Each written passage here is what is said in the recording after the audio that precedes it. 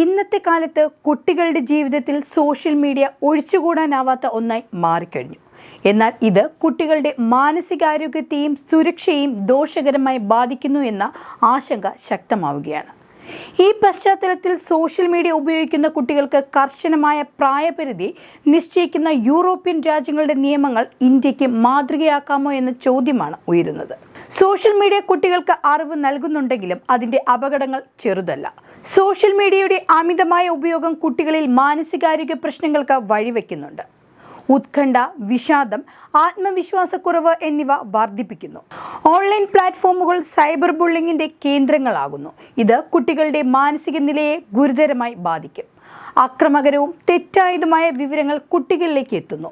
കൂടാതെ social media കമ്പനികൾ കുട്ടികളുടെ ഡേറ്റ ഉപയോഗിച്ച് ടാർഗറ്റ് ചെയ്ത പരസ്യങ്ങൾ നൽകുന്നു. ഇത് അവരുടെ സ്വകാര്യതയ്ക്ക് പോലും ഭീഷണിയാകുന്നുണ്ട്. എന്നാൽ കുട്ടികളുടെ സുരക്ഷയ്ക്കായി യൂറോപ്പ് വളരെ വേഗത്തിൽ നിയമങ്ങൾ കൊണ്ടുവരികയാണ്. 13 വയസ്സിൽ താഴെയുള്ള കുട്ടികൾക്ക് മാതാപിതാക്കളുടെ സമ്മതമുണ്ടെങ്കിൽ പോലും സോഷ്യൽ മീഡിയ പ്രവേശനം അനുവദിക്കരുത്. കുട്ടികളുടെ സംരക്ഷണം ഉറപ്പാക്കാത്ത പ്ലാറ്റ്ഫോമുകൾക്ക് പിഴയും നിരോധനവും ഏർപ്പെടുത്താനുള്ള നിയമങ്ങൾ കൊണ്ടുവരാനാണ് തീരുമാനം. സോഷ്യൽ മീഡിയ ഉപയോഗിക്കാനുള്ള കുറഞ്ഞ പ്രായപരിധി 16 വയസ്സാക്കാനുള്ള ചർച്ചകളും നടക്കുന്നു.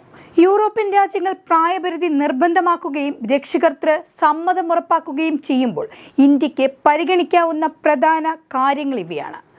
നിലവിൽ 13 വയസ്സാണ് മിക്ക പ്ലാറ്റ്ഫോമുകളിലെയും പ്രായപരിധി. ഇത് കർശനമായി നടപ്പിലാക്കാൻ സാധിക്കുന്ന സാങ്കേതിക വിദ്യകൾ കൊണ്ടുവരണം. യൂറോപ്പിലെ പോലെ പ്രായപൂർത്തിയാകാത്ത കുട്ടികളുടെ ഡേറ്റ കൈകാര്യം ചെയ്യുന്നത് സ്ഥിരീകരിക്കാവുന്ന രക്ഷകർതൃ സമ്മതം നിർബന്ധമാക്കണം.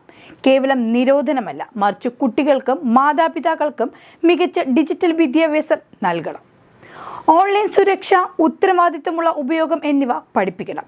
പ്രായപരിധി ഉറപ്പാക്കാനുള്ള പുതിയ നിയമങ്ങൾ കൊണ്ടുവരണം. ചുരുക്കത്തിൽ പറഞ്ഞാൽ, നിയമപരമായ നിയന്ത്രണങ്ങളും ഡിജിറ്റൽ വിദ്യാഭ്യാസവും ഒരുമിച്ച് കൊണ്ടുപോകുമ്പോഴാണ് കുട്ടികൾക്ക് സുരക്ഷിതമായി ഈ ലോകത്ത് മുന്നേറാൻ കഴിയുക.